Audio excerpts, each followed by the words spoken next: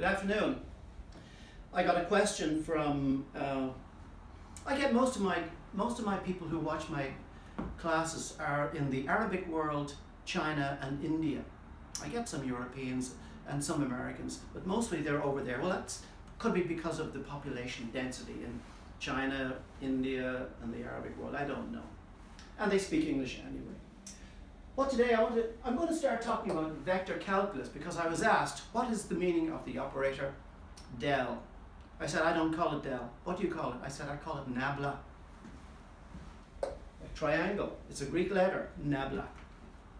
Some well-known mathematician called it del in the last century. I can't remember who it was. Let me think. Anyway, the form of the operator is, it's a vector. I, j, and k are the components of unit vectors in the x, y, and z direction respectively. And there's some function here. There's some function here. And there's some function here. D by dx on some function will give another function. For example, suppose the function is x squared y. D by dx is going to be 2xy plus z. That's d by dx. Then there's going to be a d by dy, which is going to be x squared. And there's going to be a d by dz, which is going to be x. And that's going to go in the I, the j, and the k direction, so that the operator, del, or nabla, acting on this function generates this vector. So we go from a scalar to a vector, ijk. So therefore it's a vector operator. Now, suppose we have a vector r originating in the origin, 2i plus minus 2j plus k. It's just some vector. Let's see what it looks like. 2i minus 2j plus k. It's kind of going to be out this way. Back this way because I haven't drawn in the third dimension. And we want to go del phi dot r. Now this thing, I'm going to show you today why it shows up. It's called the directional derivative. And why is it important? We will see. But I just operate and see what happens. So r, the unit vector in this direction, is going to be 1 over the square root of 2 squared plus 2 squared plus 1 squared, which is 1 over the square root of 9, which is 1/3, times the vector itself. So that's a unit vector. Unit vector in the r direction. There's r, and this is the unit vector.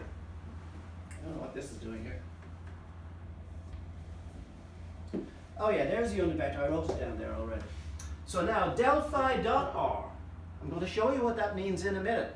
Del phi is this. We evaluated that. And there's r, the unit vector. So del phi dot r is this one. And we can evaluate this at any point you want. Put in a value for x, y, and z. X, x.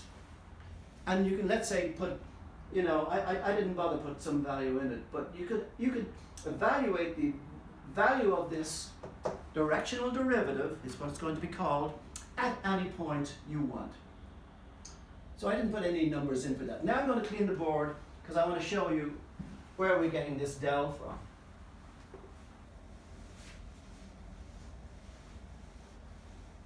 I want to make it as simple as possible because I could get very complicated with this. And then there's del cross, curl, you know, grad div minus del squared. There's a whole lot of things. And it's used a lot in fluid dynamics and electromagnetic theory. So if you go through Jackson, you'll be getting these things on every other page.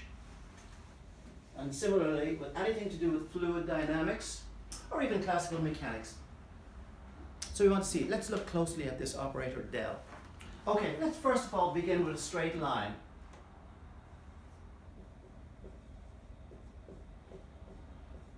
Now some people like to say y is some function of x, y of x. I'm calling it s equals mx plus c. We'll set c equal naught.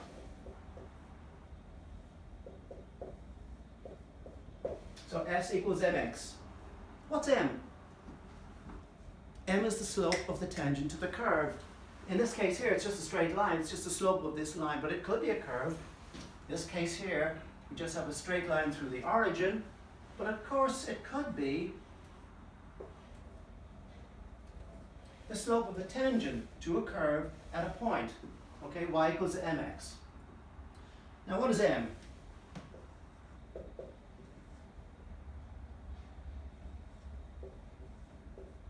Well, then I'm going to put in partials. It doesn't have to be, but the slope is the derivative. Well, I'm free to name y, s, or anything I want. Yeah? So now I've got s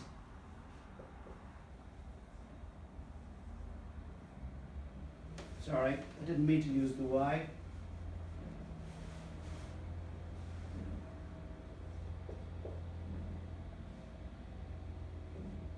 So that's really what we're talking about here, because we're put into the slope physically. Now let's see what ds is.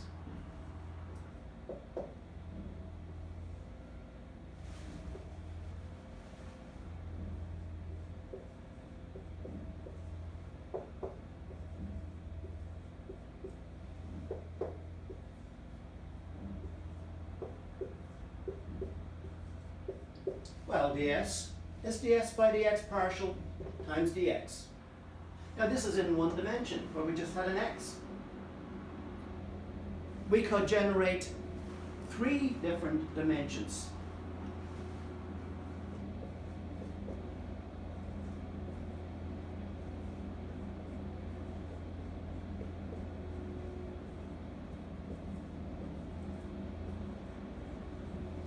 There's 2. Get out as many as you want.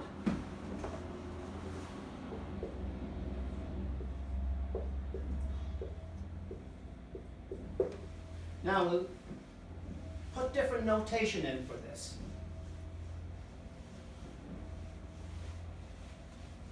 And once again, it is semi-rigorous, but it's also hand-wavy because I want to give you an insight to it.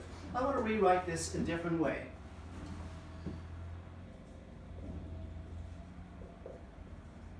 Consider a unit vector, dr.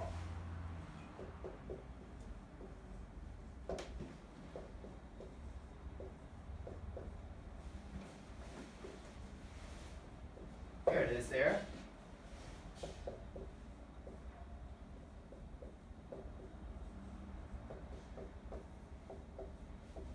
Just a unit vector, arbitrary. And now remember what the dot product is. We can rewrite this in a different way.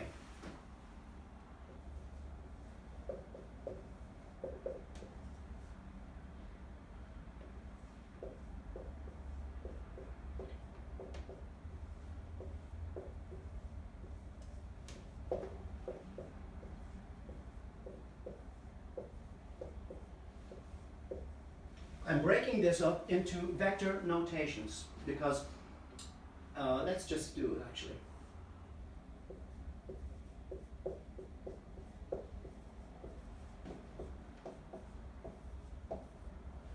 Now keep in mind that when we multiply these things out, cross products vanish because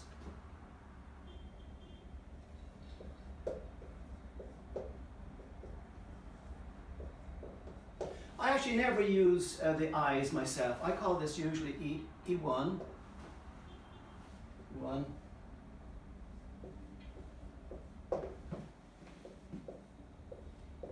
Unit vectors.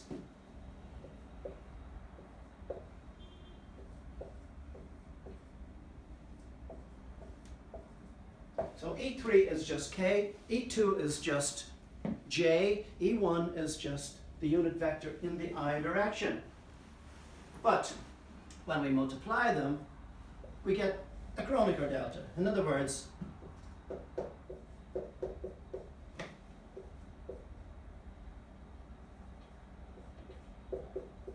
when they're not similar, when they're similar vectors,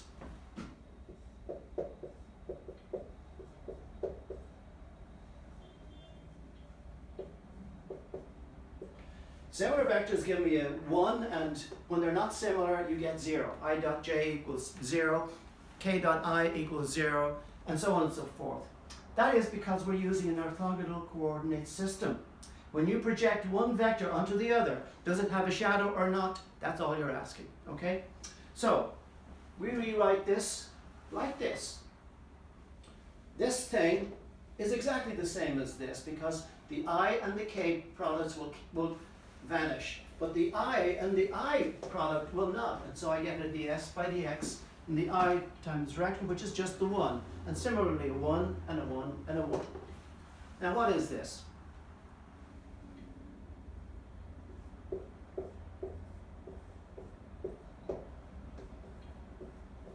It is del phi dot r, drs, or actually it is dr, I can't remember. I guess it's dr. I may have made a mistake here. I'll come and correct it back in a subsequent letter. I can't remember, but did I do something wrong here? No. Okay, so one way or another, this is the directional derivative in the, I think there's something wrong with this d here. I don't know for sure what I've done. All right then, so whatever it is anyway, we have, everything comes from the directional derivative. We begin from the equation y equals mx plus c. From that, where is it? The gradient function shows up, right? But the thing that comes out of the mathematics first is actually the directional derivative, and we'll have more to say about that soon. I just posed this because this was just going around in my skull. Somebody asked me a question. There's a lot more to be talked about with regard to this. For example, we have things like this.